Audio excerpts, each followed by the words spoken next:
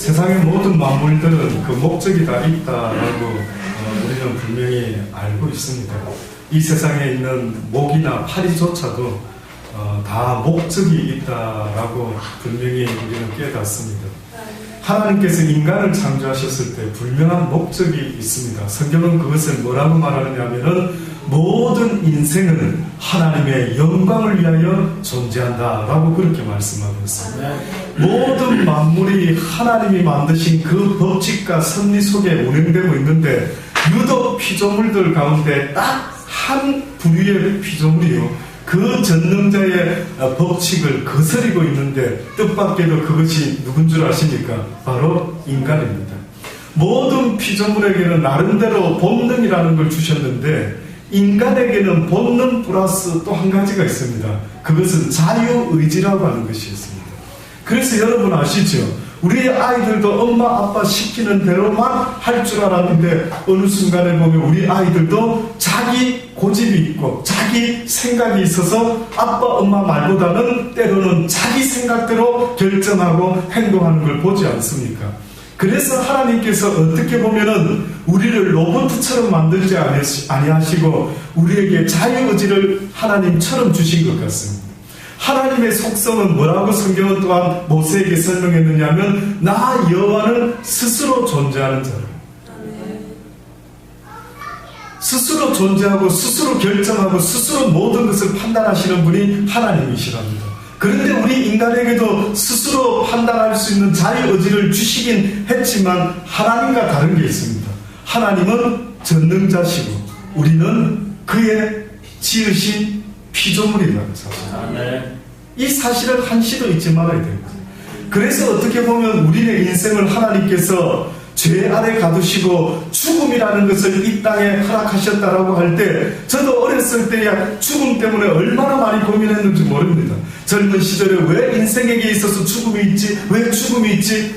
저희 고등학교, 제가 해관고등학교 나왔는데요, 고등학교 교목 목사님이 늘 아주 3년 동안 귀에 아주 못이 박히도록 하신 채플 시간 때마다 하신 첫 번째 말씀, 이렇게 말씀하십니다. 제분들, 올 때는 순서가 있지만 갈 때는 순서가 없네. 처음에 우리가 들었을 때 막 웃기도 하고 기분도 좀 나빴습니다. 왜? 그분은 나이가 좀 있으신 교목 목사님이셨거든요. 그 뜻은 가만히 우리 입장에서 들어보니까 너희들이 아무리 나보다 지금 젊다 하더라도 까불지 말아라. 나보다 더 먼저 갈 녀석도 있을 수 있다. 이 뜻이었던 것입니다. 얼핏 들어보면 말은 맞는데 들어보니까 굉장히 기분이 조금 나쁜 듯한 느낌도 들더라고요. 그런데 이 말을 그냥 채플 때 한 번만 하는 것이 아니라 매 시간마다 그분은 뭐라고 이야기하느냐면 제군들, 올 때는 순서가 있으나 갈 때는 순서가 없네 라고 그런 말씀을 시작하면서 항상 하나님 말씀을 전해주시더라고요. 가만히 그 진리를 깨달아 보니까 결국은 나라는 존재는 하나님 앞에서 모든 것이 다 가지만 하나님 없이는 아무것도 의미가 없는 존재이다라는 것을 깨닫게 하는 이야기입니다. 아멘. 하나님이 우리에게 죽음을 준 이유가 있다면 너희가 아무리 까불어봤자 너희의 인생을 네가 시작했냐? 너희의 인생을 네가 멈출 수 있느냐? 네가 아는 것이 뭐냐 인생들아? 네가 안다라고 하는 건 무엇 있느냐? 네가 대한민국 남자로 태어나고 싶었느냐? 여자로 태어나고 싶었느냐? 호주 사람으로, 미국 사람으로, 어떤 나라 사람으로 네가 이 세상에 태어나고 싶어서 결정한 그 결정이 무엇이 있느냐? 물어보시는 거예요. 겸손해라. 이스라엘 백성이 야단 맞을 때마다 하나님이 쓰셨던 표현이 뭔 줄 아십니까? 이 목이 곧은 백성들아, 너무 교만하다 이거죠. 저는 세상에서 목사님이 생각하는 교만한 사람의 첫 번째 기준이 뭡니까? 누가 교만한 인간입니까? 라고 저에게 물어보신다면 저는 주저하지 아니하고 말할 수 있습니다. 하나님을 기억치 못하는 자, 하나님을 인정하지 않는 자, 이 세상에서 가장 교만한 자다라고 말할 수 있습니다. 아멘. 내 근본을 알아야죠. 많은 우리나라 옛날 사극에 보면은 뭐라고 합니까? 저 근본도 모르는 인간이 저놈이 어디서 나타났지? 저 근본도 모르는 것이. 예, 그런 이야기 많이 들었죠. 하나님도 똑같이 말씀하기를 아마 원하실 것입니다. 너희들의 근본은 바로 나 여호와라. 너희가 나로부터 왔느니라 하는 것을 계속해서 지금 2000여 년 전뿐만 아니라 그전 시대 이 세상이 시작한 그 순간부터 아담에게 말했던 게 뭐였습니까? 나는 너를 지은 하나님이고 너는 나의 형상을 따라 지음을 받은 피조물이니 내가 너에게 명하노라. 하나님이 내가 너를 지은 내가 너에게 명하노니 모든 동산에 있는 것을 먹고 마시며 누릴 수 있지만 선악을 알게 하는 이 나무만큼은 결단코 네가 먹지 말아야 될 것이라. 네가 만약에 먹는 날에는 네가 신이 아니라 피조물인 것을 여실히 깨닫게 될 것이라. 곧 죽음이라는 것이 너의 의지와는 상관없이 너에게 나타나게 될 것이라. 죽음이 내게 임한다면 너는 기억하라. 네가 창조주가 아니라는 사실을 기억하라. 모든 세상이 네 뜻대로 되는 세상이 아니라는 사실을 기억하라. 죽음이 너를 음습할 때에 너는 모든 것을 내려놓고 내 앞에 나 전능자 앞에 서야 될 것이라. 그리고 내가 너에게 물어볼 것이라. 내가 너에게 이 땅에서 육신의 삶을 주었을 때 너는 무엇을 기억하며 살았는지를 내가 기억고 분명히 너에게 물을 것이요 너는 또한 나에게 직고해야 될 것이라. 그래서 인생이라는 건 연습이 없습니다. 안타까운 사실은 인생이라는 것을 한번 연습해보고 살아볼 수 있는 그런 것이 아닌 것입니다. 한 번밖에 기회가 없기 때문에 인생의 선배들에게, 하나님을 믿는 하나님의 사람들에게, 주의 종들에게 인생의 의미가 무엇인지를 듣고 배우라는 것입니다. 듣고 배우라는 것입니다. 창세기에 있었던 그 이야기가 근 6,000년 전의 이야기입니다. 성경의 연대로. 저가 어떻게 그때 무슨 일이 일어났는지, 그때 그 사건을 믿을 수 있을지 저가 어떻게 할 수 있습니까? 하나님의 영께서 친히 그 시대마다 친히 가르치시기를 시작하셨던 것입니다.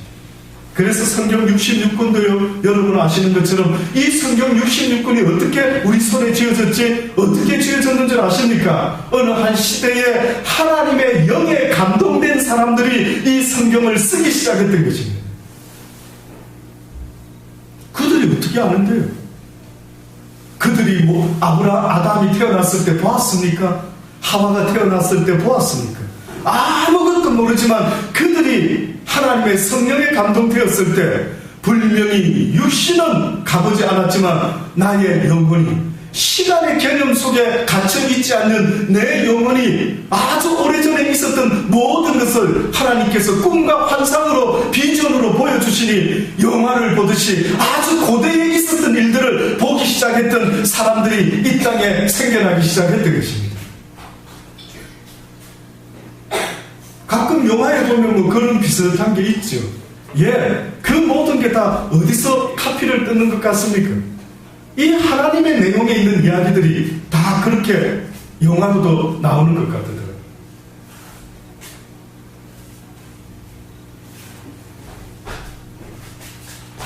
이러한 하나님께서 인생을 만들어주시고요, 죽음이 너희를 부를 때까지 너희가 이 땅에서 어떻게 살아야 할 것이다 라고 하는 나의 뜻을 내가 전하노라 라고 하시면서 하나님의 뜻은 우리에게 나타내기 시작하셨습니다. 그런데 오늘 보니까 어떠한 뜻을 아주 하나님이 구체적으로 말씀하고 있느냐면요, 삼가 누가 누구에게든지 악으로 악을 갚지 말게 하고 오직 피차 대하든지 모든 사람을 대하든지 항상 선을 쫓으라. 항상 선을 쫓으라. 항상 기뻐하라. 쉬지 말고 기도하라. 범사에 감사하라. 우리가 보통 이야기할 때 항상 기뻐하라 라고부터 시작을 하고 있지만 사실은 성경을 자세히 읽어보면 항상 선을 쫓으라가 먼저 시작이 됩니다.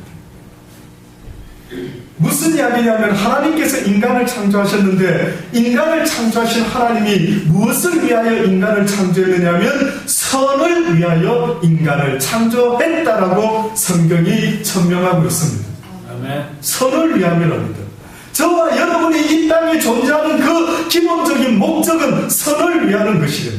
선이 뭔지 아십니까? 한마디로 말하면 사랑입니다. 성경에 보면은 선한 일을 갖다가 선한 사마리아인의 비유로 설명하는 이야기가 있습니다. 어느 날 어떤 사람이 예루살렘으로 내려가다가 강도를 만납니다. 강도를 만나서 그만 죽게 되므로 피를 줄줄줄줄 흘리고 죽어가고 있었죠. 그때에 대제사장과 하나님을 안다라는 사람이 지나갔는데도 불구하고 그들은 죽어가는 사람을 보고는 그냥 지나가고 말았습니다. 생명보다도 더 귀하고 바쁜 일이 무엇이 있는지 모르겠지만 그들은 하나님을 아노라라고 하면서도 그들은 죽어가는 한 사람의 생명을 보고 그냥 지나치고 말았던 것입니다.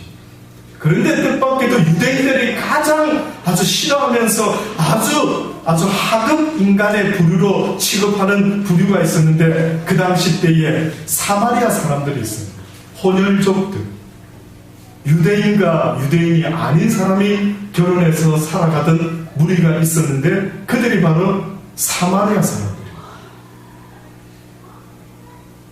그런데 그 사마리아인 중에 어떤 사람이 내려가다가요, 강도 만난 사람을 보더니만은 불쌍히 여기고 그에게 자기가 갖고 있는 응급처치약 기름을 막 발라주고 그리고 데리고 주막에 가는 겁니다. 다시 말하면 그 당시 때 유일하게 사람들이 쉬어가고 보살펴줄 수 있는 그 주막으로 가서 주막 주인에게 말합니다. 내가 이 사람 잘 모르지만 길에 가다가 웬 사람이 이렇게 다쳐가지고 이렇게 피를 흘리고 죽어가고 있으니 얼마나 마음이 안타까운지 몰라요. 이 사람을 좀 돌봐주세요. 혹시나 비용이 많이 들면 내가 지금 급히 어떤 일을 보러 가기는 가지만 그러나 급히 가야 되는데도 불구하고 내가 이 사람을 귀하게 여김으로 내가 이 사람을 돌봐주기를 원하니 먼저 시간이 없어서 떠나기는 떠나되 당신이 이 사람을 좀 끝까지 돌봐주십시오. 그 대신 모든 비용은 내가 갚겠습니다. 도대체 이게 무슨 말이죠? 그 사람도 바쁜데 그 사람은 한가한 사람이 아니었습니다. 선한 사마리아인도 바빴던 사람입니다. 오늘 우리 시대를 살아가는 우리처럼 어떻게 보면은 굉장히 바쁜 하루하루를 보내는 사람이라 이거죠. 많은 사람들이 바쁘다라는 이유 하나로 마땅히 해야 될 걸 하지 못하는 사람들이 얼마나 많이 있는 줄 아십니까? 저는 어느 연예인이 고백하는 말 들은 게 아직도 기억이 생생합니다. 몇 년이나 됐는데도요. 그 연예인이 뭐라고 고백했는 줄 아십니까? 무명의 시절 때에는 그저 유명해 보려고 애를 쓰다가 유명한 이제 탤런트가 되고 나니까 너무 바빠가지고요. 어느 날 문득 10년의 세월이 훌쩍 넘어가서 어느 날 집에 와보니 잠자는 아이들의 얼굴을 쳐다보니까 갑자기요. 내가 뭐하고 살아왔지? 내가 나를 닮은 이 아이들, 내가 이들의 아빠인데 내가 이들과 함께 무엇을 나누었지? 바쁘다라는 이유로 이 아이들과 함께 지냈던 추억이 뭐였지? 돌이켜보니까 10년은 아이들을 키우면서요 아무런 추억이 없는 겁니다. 딱 한 가지 밥이나 잔뜩 먹여줄 수 있도록 돈이나 열심히 버는 겁니다. 그거 말고는 한 게 아무것도 없더랍니다. 그때 그 사람이 갑자기 누가 나한테 미리 좀 인생은 그런 거 아니라고, 인생은 아무리 바빠도 지나가면 돌이킬 수 없는 것이 인생이기 때문에 아무리 바쁜 일이 있어도 해야 될 선한 일이 있음을 왜 누군가가 나한테 가르쳐주지 않았을까? 물된 동산에 왔으면 배웠을 텐데. 혹시 주변에 그런 사람들이 있으면 좀 전해주시기 바랍니다. 네. 오셔서 한번 들어보십시오. 그렇지 않습니까? 저 말이 틀린 것 같습니까? 그러니 아무리 바쁜 인생이라 할지라도 성경은 선한 일을 해라라는 것입니다. 항상 선을 쫓으라라고 하는데 무슨 선을 쫓느냐라고 하면은 생명을 살리는 일이 이 세상에서 가장 아름다운 선이라고 지금 성경이 우리에게 알려주는데 그것은 곧 사랑의 모습인 것입니다. 그것이 곧 사랑의 모습이다.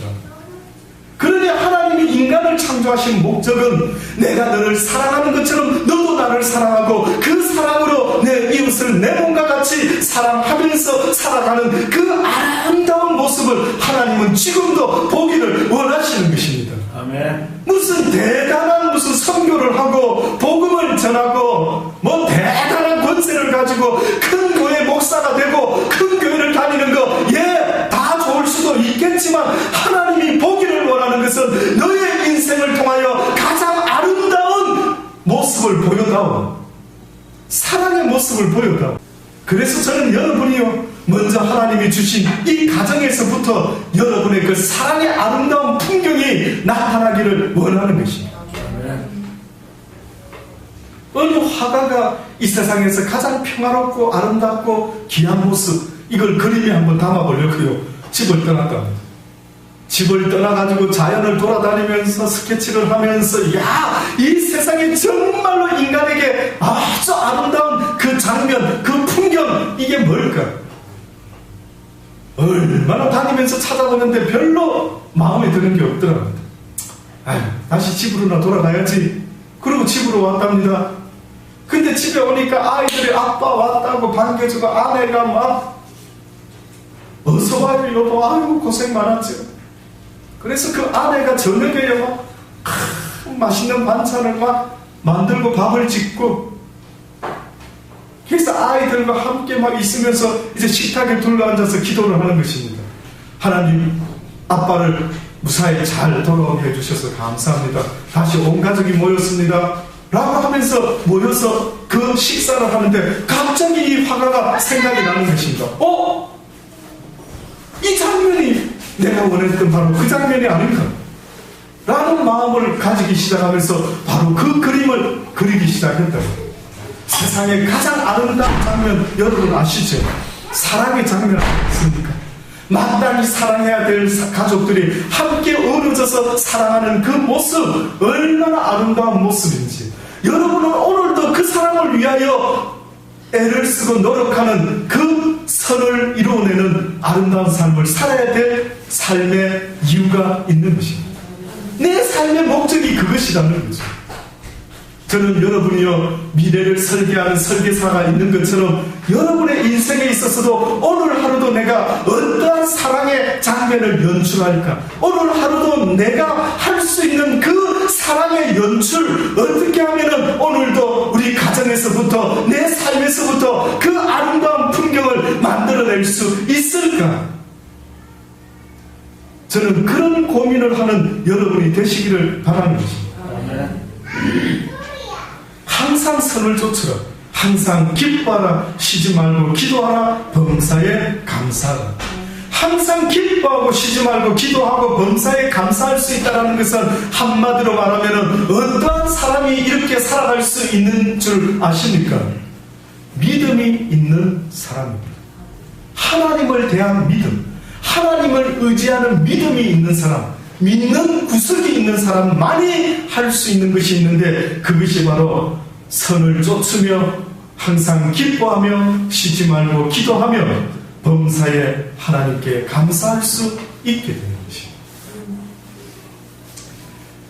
조금 더 좁혀가지고요, 믿음이 무엇으로 나타나야 됩니까? 아브라함은 하나님께서 아브라함아 본토 친척 아비집을 떠나거라. 또 하나님은 아브라함아 이삭을 내게 바쳐라. 무슨 말씀이 있어서 그 말씀에 순종하면은 하나님이 아브라함을 하나님의 말씀에 순종함으로 본토 친척 아비집을 떠나서 갈 바를 알지 못하고 떠났던 아브라함의 모습을 하나님은 의로 여기셨더라라고 말이죠. 근데 어떤 사람이 그럴 수 있는 겁니다. 목사님, 저도 믿음으로 한번 하나님께 내 믿음을 보여드리고 싶은데, 나한테는 왜 아브라함같이 말씀을 안 하시죠?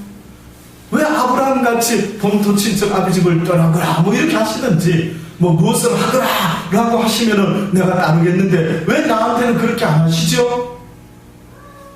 그래서 이 말씀을 드리기 원합니다. 믿음이 있다라고 하는 것이 무엇으로 나타나서야 되는 줄 아십니까? 그것은 바로 감사로 나타나야 됩니다. 내가 믿음 있는 사람인가, 목사님? 내가 믿음이 있을까요, 없을까요? 어떻게 알 수 있는 줄 아십니까? 나의 삶 가운데 범사에 감사할 수 있는 감사의 마음이 있다고 한다면 그 사람은 곧 믿음의 사람임을 의심할 필요가 없는 것입니다. 아멘. 어떤 부흥 강사가요, 미국에서 있었던 이야기. 어느 부흥 강사가 하루는 시골에 복음을 전하고 이제 버스를 타고 이제 다시 집으로 돌아갔는데 어떤 아줌마가 뚱뚱한 아줌마가 아이들을 5이나 데리고 시골 버스에 타더랍니다. 그 탔는데 조금 지나는데 애들이 가만히 있지 않고요. 이 시골 애들이 막 도시에 다른지 모르겠지만 이 목사님이 생각하니까 얘네들 왜 이러지? 보니까 한 녀석이 소리 지르고 한 놈은 뛰고 한 놈 또 두 놈은 서로 막 다투고 난리를 치고 있는 겁니다. 계속 좀 쉬고 싶은데 이제 집회를 마치고 좀 조용히 집에 가고 싶은데 이 뚱보 아줌마와 그 5 아이가 떠들기 시작하는데 너무너무 괴로운 것입니다.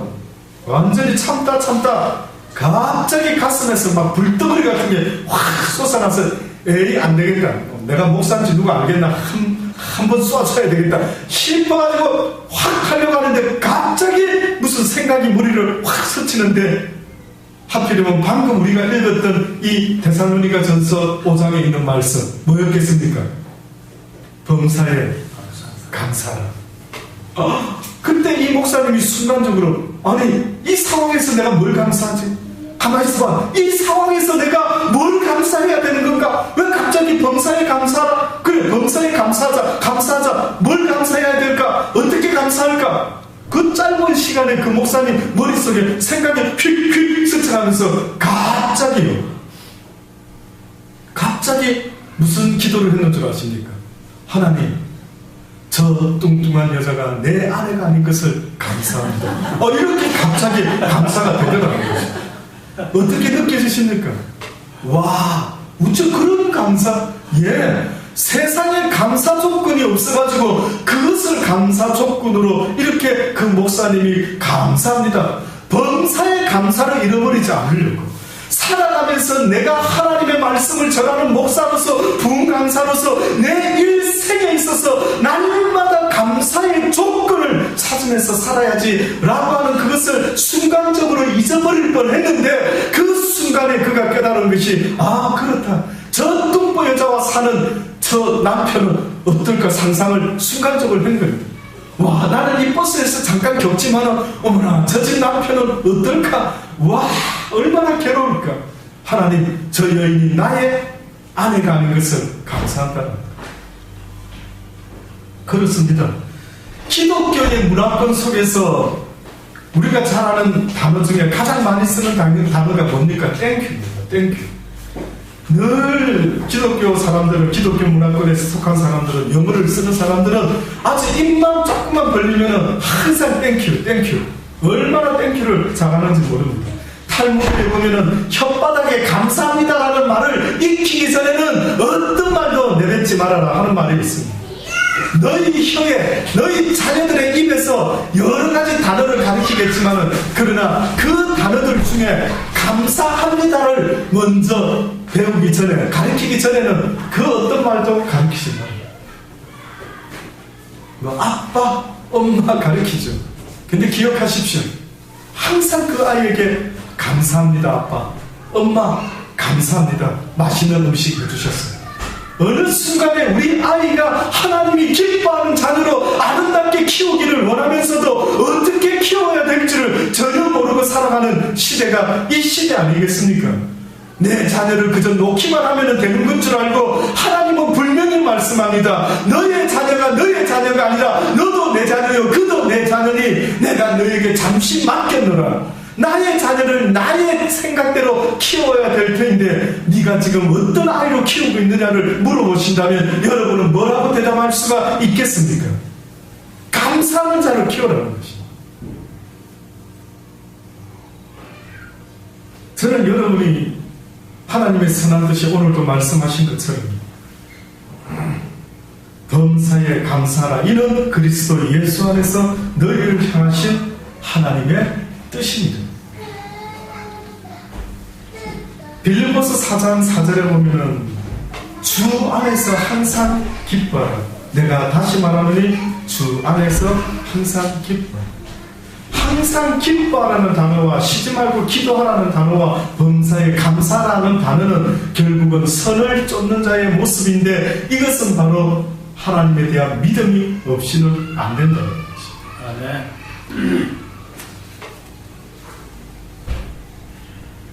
시편 50편에 보면은 아삽이라고 하는 사람이 쓴 시가 있습니다.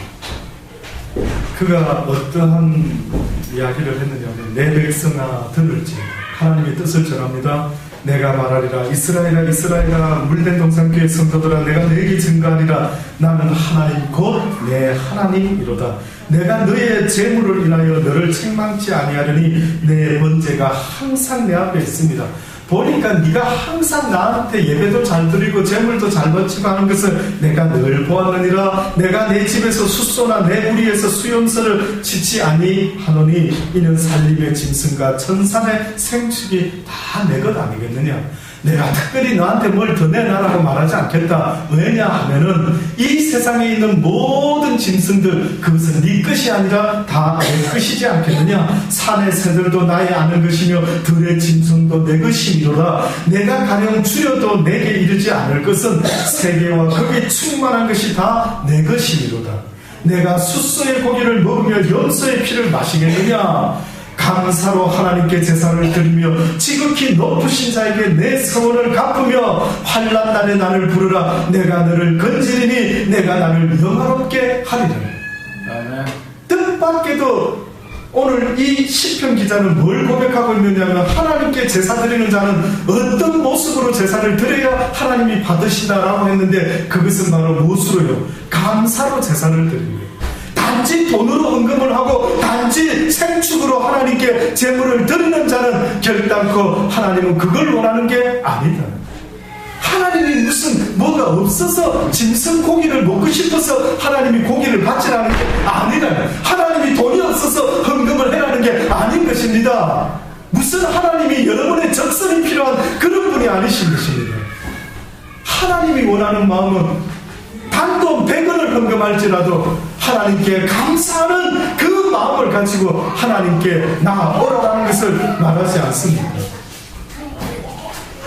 감사로 제사를 드리는 자가 나를 영화롭게 하니 그 행위를 옳게 하는 자에게 내가 하나님의 구원을 보이리라. 감사로 제사를 드리는 자가 어떻게 한다고요? 나 여호와를 영화롭게 하고 그 행위를 옳게 하는 자, 다시 말해서 이 세상을 살아갈 때에 믿음을 가지고 모든 일에 감사하면서 살아갈 줄 아는 그가 바로 옳은 것을 내게 보여요. 네가 나에게 보일 수 있는 가장 옳은 것, 가장 올바른 모습, 그것은 바로 나 여호와께 감사로 제사 드리는 그 모습이, 감사로 나에게 예배 드리는 그 모습이, 선한 일을 행하는 그 모습이 곧 나를 기쁘게 하는 모습이라는 것을 말합니다. 로마서 6장에 바울은 말했죠. 하나님께 감사하리로다. 너희가 본래 죄의 종이들이 너희에게 전하여 준바 교훈에 보는 마음으로 순종하여 죄에서 해방되어 의에게 종이 되었느니라. 이제는 올바른 일을 하게 된 것, 이것은 바로 예수 그리스도로 말미암아 하나님께 감사를 드려야 되는 것이다. 우리가 무엇이 옳고 그름인지 전혀 알지 못했지만 이제는 하나님을 통하여 예수 그리스도를 통하여 무엇이 옳고 무엇이 선인 것을 깨닫게 되었으니 감사합니다. 감사합니다. 나에게 이것을 가르쳐 주신 주님께 감사를 드립니다 라고 하며 그 감사로 나에게 나오는 자가 바로 복되다라고 말씀하는 것입니다. 아멘. 우리 주 예수 그리스도로 말미암아 하나님께 감사하노라. 오라 나는 공고한 사람이로다. 이 사망의 몸에서 누가 나를 건져내랴. 그런즉 내 자신이 마음으로는 하나님의 법을, 육신으로는 비록 죄의 법을 섬기고 있지만 그러나 죄의 법을 이길 수 있는 유일한 길은 오직 주 예수 그리스도로 말미암으니 이제는 내가 그것을 감사하며 살 것이다. 악을 이길 수 있게 해주신 하나님 감사합니다. 나쁜 일을 싫어하게 해주신 하나님 감사합니다. 생명을 사랑하게 해주신 하나님, 이것을 알게 해주신 하나님께 감사를 드립니다. 아무쪼록 저와 여러분 오늘 하루도요, 그 감사로 나오는 자를 하나님은 옳게 보겠다고 말씀하셨으니 과연 오늘도 무엇으로 하나님께 감사할까? 감사의 거리를 찾을 수 있는 저와 여러분이 되시기를 간절히 주의 이름으로 축원합니다. 기도하시겠습니다. 하나님 감사합니다. 감사로 예배드리고 감사로 제사드리고 감사의 마음으로 모든 일을 행할 때에 하나님께서 그것을 옳게 여기신다고 하셨사오니 그렇습니다. 무엇으로 하나님께 옳게 여김을 받겠습니까? 무슨 선한 일을 한다고 하나님을 기쁘게 해드릴 수가 있겠습니까? 그 모든 것 위에 능히 하나님을 기쁘시게 해드릴 수 있는 감사의 삶의 모습이게 하여 주옵소서. 아멘. 오늘도 감사의 조건을 찾는 우리의 삶이 되게 하시고 날마다 불평하며 불만하며 사는 어리석은 인생이 되지 말게 하시고 똑같은 시간을 사는데도 누구는 불평하다가 인생을 마치고 누구는 귀한 것들을 다 놓쳐버리고 사는 사람도 있겠지만 오늘도 감사를 찾으며 감사를 만들어내며 아름다운 사랑의 풍경을 만들어내며 살아가는 아름다운 인생이 되게 하여 주옵소서. 예수님의 이름으로 감사하며 기도드리옵나이다. 아멘.